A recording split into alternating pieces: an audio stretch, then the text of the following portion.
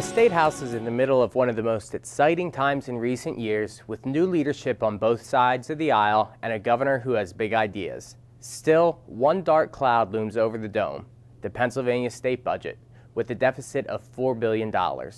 Right now, we're going to talk about some of the tough choices that have to be made with State Representative Tarah Toohil. Thanks for joining me. Thanks for having me. Before we go on, can you give us just your thoughts on the budget as it stands now? Well, we have a lot of tough cuts, tough choices to make when it comes to the budget. We right now, with our $4 billion deficit, are going to have to make cuts. And the people at home want to make sure that their government is not operating in excess, not overspending, not living beyond its means, and are really, we're basically looking to make those tough cuts and live within our means, as the American people and as Pennsylvanians everywhere are forced to do.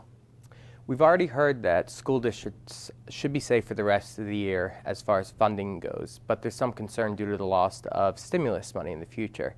Is this concern justified? It's a big concern. I represent the Hazleton area school district. I only have that one school district, and it's a very large school district.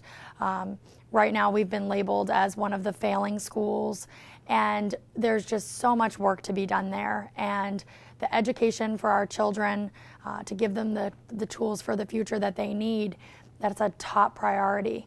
And we have to make sure that we have the funding to be able to provide those services and provide our children with the education they deserve. For a number of years, Auditor Jack Wagner has said that there's been a lot of abuse and waste in the welfare system. You know, many have said that this needs to be cleaned up. Do you think that this is a good solution to start to solve the budget crisis? There is so much waste and fraud that goes on in the welfare system, and I'm working to make sure that people that do need welfare benefits, people that need temporary assistance for needy families, women, infants, and children, that they receive the funding that they need, and that they're supported as they should be. But we have a problem where there are many people that are undeserving of benefits, and they are getting these benefits, and they're not only getting these benefits, but they're getting them in excess. And it's been a huge problem. It's something that goes on in the Hazleton area. We have the access cards, debit cards. People can even use them to gamble in the casinos, and it's state money. It's fraudulent, and that abuse of the system really ruins it for the people that are deserving. Also, for a few years now, the Republicans have talked about privatizing the Pennsylvania Liquor Control Board. Some have said, billions could be made off of selling the licenses, and the state has no right to run a business. Your thoughts on this? Well, I'm seriously looking at those proposals.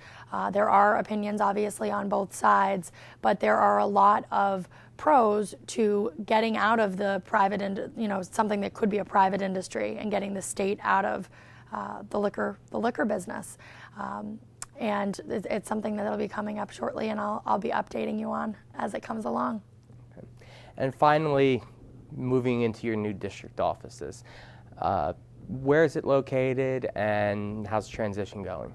Well, we're at 1 West Broad Street, Suite 100, which is actually right in downtown Hazleton. It's on the corner of Wyoming Street and Broad Street. So you're right in the center of the, Hazleton there. Yes, easy we are. To access. It's very easy to access, and we've been helping, everyone in the community. We have services for our seniors, for our kids, anything that people need, any questions or concerns that they have, legislative concerns about the way their government is being run, or tax assistance, PACE applications, healthcare concerns. Please have them get in touch with me. Yeah. Well, now that you know where the district office is, if you have comments or questions about this or any other legislative topic, Representative Toohil's contact information will be on the screen in a few seconds. I'm Anthony Tezak, and thanks for spending 5 minutes with State Representative Tarah Toohil. Thank you for having me.